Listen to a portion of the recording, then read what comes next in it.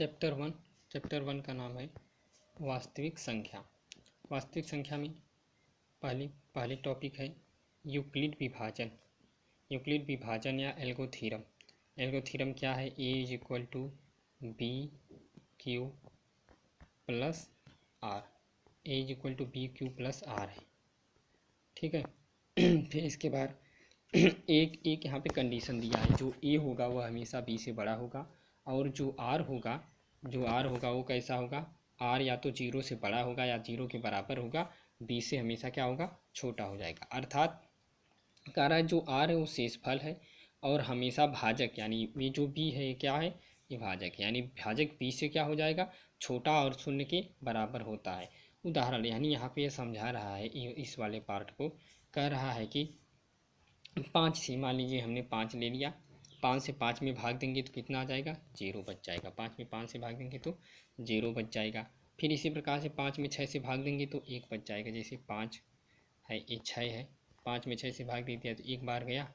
फिर यहाँ पे 5 लिखेंगे, माइनस की 6 में से 5 तो ये 1 है, तो ये शेषफल 1 बच गया। तो ये कह रहा है कि जब 5 में 5 से भाग देते हैं तो शेषफल कितना बचता है? 0। लेकिन 5 में 6 से भाग देते हैं तो शेषफल 1 बचता है। इसी प्रकार जब 5 से 7 में भाग देंगे तो शेषफल 2 प्राप्त होगा, और 5 से 8 में भाग देते हैं तो शेषफल 3 प्राप्त होता है, और 5 से 9 में भाग देते हैं तो शेषफल 4 प्राप्त होता है। इसी प्रकार जब आगे देखते हैं तो 5 में 10 से भाग देते हैं तो शेषफल 0 प्राप्त होता है। यानी इस लाइन में क्या प्राप्त हुआ? इस लाइन से क्या पता चला? इस लाइन से ही एक निष्कर्ष निकल रहा है कि देखो, पहले हम लोगों ने प्रारंभ में क्या किया? प्रारंभ में जब हमने 5 से भाग दिया तो 0 प्राप्त हुआ। फिर इसके बाद जब हमने एक अंक छोड़, एक अंक, जैसे 5 में 5 से भाग दिया 0 हुआ, 5 में फिर 6 से भाग दिया तो 1 प्राप्त हुआ, 5 में 7 से भाग दिया तो 2 प्राप्त हुआ, 5 में 8 से भाग दिया तो 3 प्राप्त हुआ, 5 में 9 से भाग दिया तो 4 प्राप्त हुआ, 5 में 10 से भाग दिया तो 0 प्राप्त हुआ। यानी यदि मान लीजिए इसी प्रकार से देखा जाए तो मान लीजिए हमने एक संख्या ले लीजिए, संख्या ले लीजिए 6 ले लीजिए, मान लीजिए 6 ले लीजिए। 6 में 6 से भाग देंगे तो क्या हो जाएगा? 1 बार जाएगा, 0 प्राप्त होगा। ठीक, बात समझ में आई? फिर इसके बाद अब 6 को सेम रखिए, 6 को सेम रखिए, 6 सेम यहाँ पे है, 7 ले, यहाँ पे 7 से, फिर से 6 से 7 में 1 बार जाएगा, यहाँ पे 6, कितना शेषफल बचेगा? ए। ठीक है, तो पहले शेषफल कितना बचा? पहले से यहाँ पे लिखते जाइए शेषफल, 1 मिनट। पहले शेषफल कितना बचा? 0। फिर इसके बाद शेषफल कितना बचा? 1। ठीक है, अब 6 में 8 से भाग देंगे, 7 के बाद 8 से भाग देंगे तो 6 कम 6, फिर शेषफल कितना बचा? 2 प्राप्त हुआ। शेषफल 2 प्राप्त हुआ। फिर इसके बाद 6 में 6 में 6 से भाग दिया, 7 से 8 से, अब 9 से भाग देंगे, 6 में 9 से भाग देंगे तो कितना प्राप्त हो जाएगा?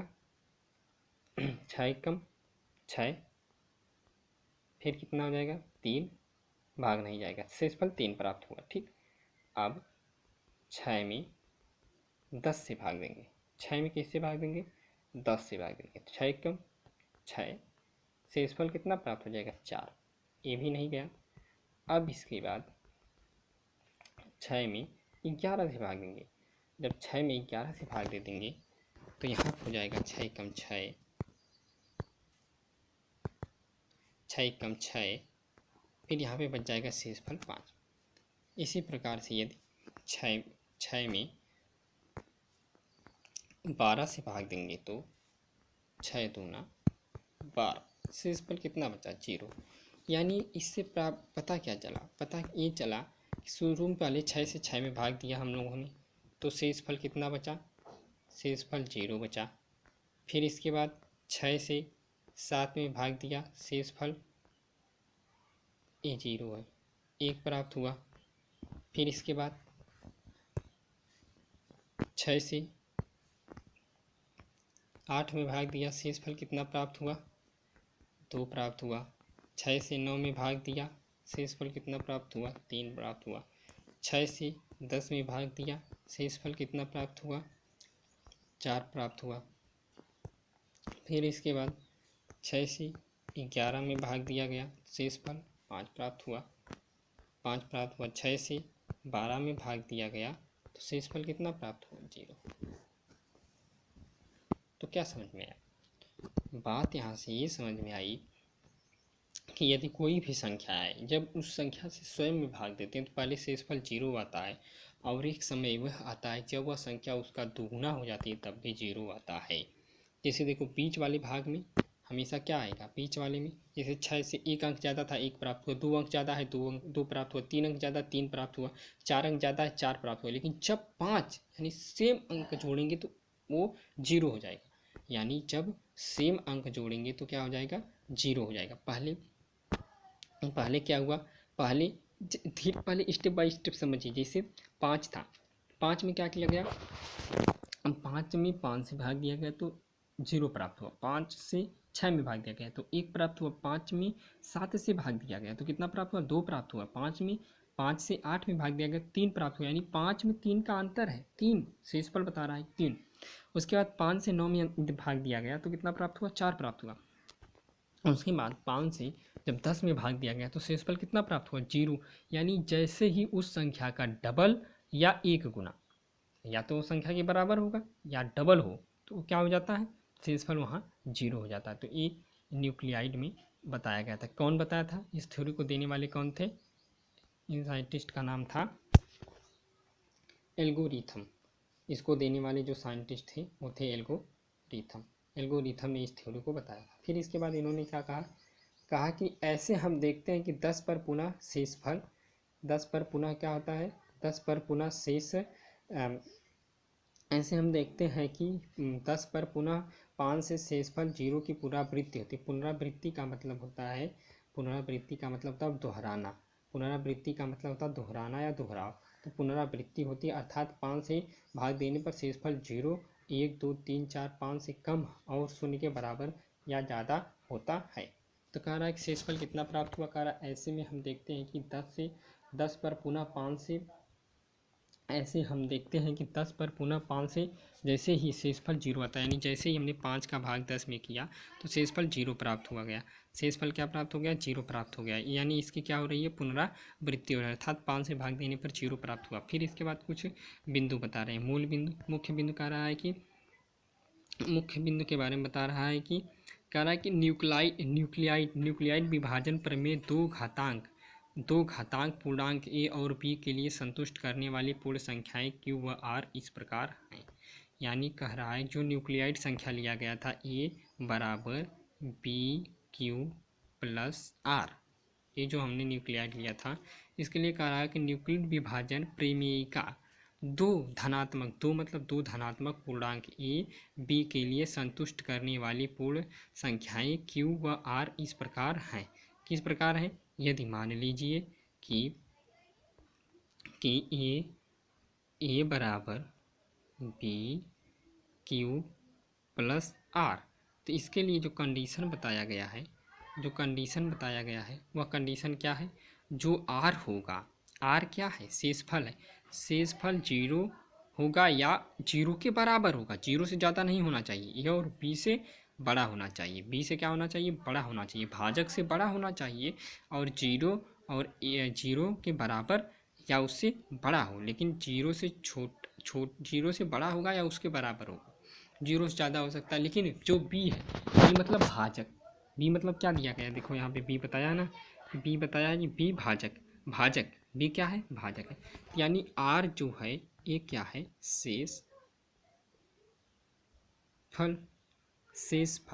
शेषफल कह रहा है जो हमेशा 0 से बड़ा होगा या 0 के बराबर होगा, लेकिन जो भाजक है, जिससे भाग दिया जा रहा है उससे क्या हो जाएगा, छोटा होगा। तो यही कंडीशन लिखा ना, आर बी से, यानी भाजक से छोटा होगा, 0 से बड़ा या 0 के बराबर होगा। यानी यदि हम किसी भी संख्या का भाग देते हैं तो वह दो ही चीज़ हो सकती है।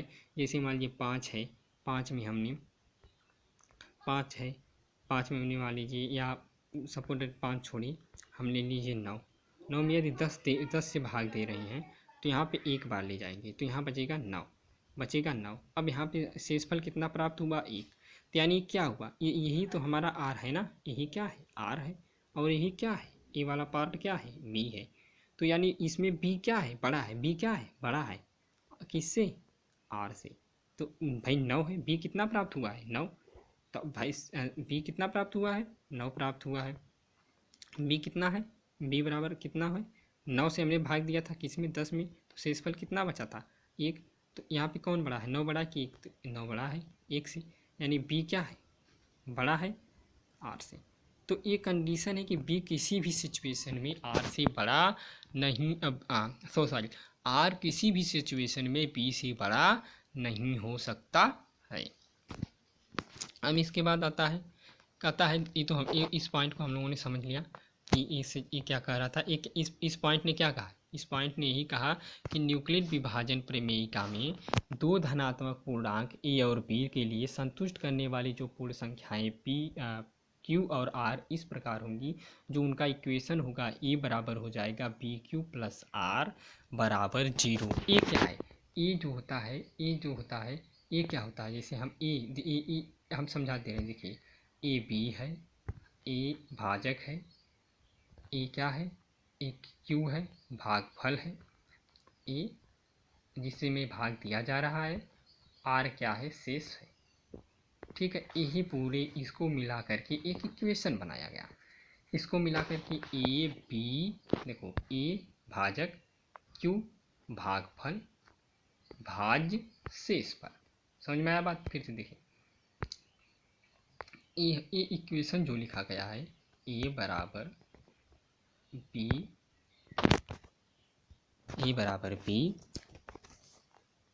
Q plus are. तो इसमें यदि हम भाग के मेथड से समझना चाहें तो भाग के मेथड से यदि देखा जाए देखा जाएगा तो जो ए यहाँ पे है वो ये बीच में आएगा, ए बी यहाँ है, क्यू यहाँ है और आर यहाँ है। अब तो आप लोग समझ गए होंगे, यानी जो बी है ये भाजक है, ये भागफल है, यानी जो क्यू है ये भागफल है, जो ए है ये भाज्य है और आर जो है शेषफल है। इन सबको मिला करके एक इक्वेशन बनाया गया, एक समीकरण बनाया गया। उस समीकरण क्या है, ए बराबर बी क्यू प्लस आर।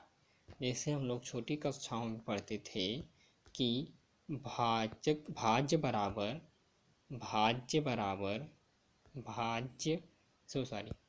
क्या पढ़ते थे, गलत हो गया, भाज्य बराबर भाजक,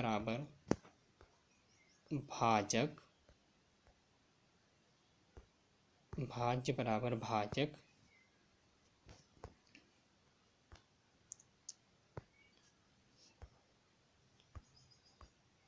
भाज्य बराबर भाजक गुणे भागफल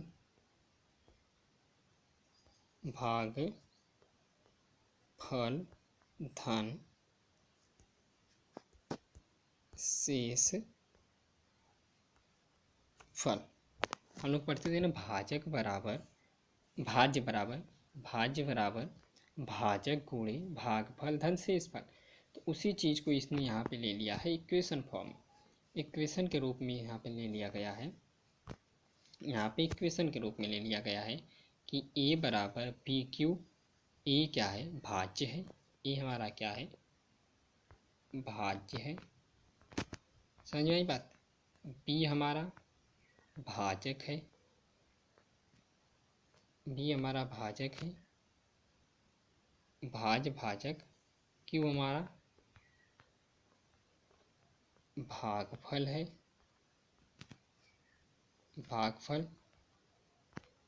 भागफल और आर जो है ये क्या है शेष फल, आर क्या है शेष फल है। तो ये बात समझ आई। तो इसी को इसने एक नियम ले लिया, एक फॉर्म में ले लिया, अल्फ़ाबेट के फॉर्म में, यानी एक नंबर में ले लिया। तो हम लोग ये बचपन से पढ़ते आ रहे थे, तो उसको इसने नंबर में ले लिया। दूसरी लाइन क्या कर रही है, दूसरी लाइन कह रही है कि यूक्लिड विभाजन पूर्णांक ए और बी, यानी ए और बी में जो ए होगा वह क्या होगा बड़ा होगा बी से, बी का मौसा बी का मासा नीचे दर्शाई गई विधियों द्वारा प्राप्त किया जाता है। मासा का पूरा नाम होता है महत्तम समापवर्तक। मासा का पूरा नाम होता है महत्तम समापवर्तक। तो कह रहा है कि जो यूक्लिड विभाजन है, यूक्लिड विभाजन में जो ए और बी है, ए और बी में एक कंडीशन दिया कि जो ए होगा वो बड़ा होगा बी से, और जो इसका मासा है वो नीचे दिया गया है। देखिए कैसे, इसमें कई भाग को डिवाइड किया गया, चरण, स्टेप, चरण जिसे हम कहते हैं। पहले कह रहा है कि Q और R ज्ञात करने के लिए यूक्लिड विभाजन प्रमेयिका का प्रयोग किया जाता है या किया कीजिए। जैसे मान लीजिए आपको Q और R ज्ञात करने के लिए यूक्लिड विभाजन प्रमेयिका का प्रयोग कीजिए। यूक्लिड विभाजन प्रमेयिका क्या है? कह रहा है जहाँ हम लोगों ने पढ़े थे कि जो हम लोग पढ़े थे, क्या पढ़े थे कि A बराबर क्यू बी प्लस आर, ए बराबर क्यू बी प्लस आर। तो आर क्या था? जीरो से बड़ा या जीरो के बराबर है, और बी से छोटा। आर यानी जो शेषफल है वह क्या होगा? जीरो से बड़ा होगा या जीरो के बराबर होगा, और वह भाजक से हमेशा क्या हो जाएगा? छोटा। यदि शेषफल मान लीजिए भाजक से बड़ा आ रहा है तो आपकी भाग निश्चित है कि गलत है। तो यानी शेषफल जो होगा वह हमेशा भाजक से छोटा और जीरो से बड़ा या उसके बराबर होगा। अब फिर दूसरे स्टेप में बात करता है, दूसरे चरण में बात करता है। इस दूसरे चरण की बात करिए तो दूसरे चरण में कह रहा है कि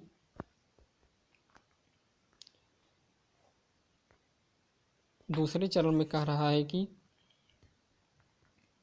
दूसरे चरण में कह रहा है यदि आर बराबर जीरो तो मासा यानी महत्तम समापवर्तक हुआ ए बी बराबर, यानी यदि मान लीजिए शेषफल जीरो आता है, जब शेषफल जीरो आता है तो उस समय ए और बी कह रहा है कि बराबर होंगे। तीसरी बात कह रहा है कि यदि आर जीरो के बराबर नहीं है, ए वाला जो चिन्ह है यदि मान लीजिए इस प्रकार से यदि बराबर दिया गया है, इस प्रकार से क्या होता है? बराबर का चिन्ह होता है। यदि इस प्रकार से किया जाए तो यह बराबर नहीं। जैसे मान लीजिए आर है, यहाँ पर लिखा गया है जीरो, तो यानी आर जो है जीरो के बराबर नहीं है। इससे पहले क्या था? आर बराबर जीरो, यानी आर किसके बराबर था? जीरो के बराबर था। तो यानी बराबर के बाद जब इस तरह से तिरछी पाही काट दिया जाएगा तो यानी वह जीरो के बराबर या किसी भी संख्या के बराबर नहीं है। कोई भी संख्या होगी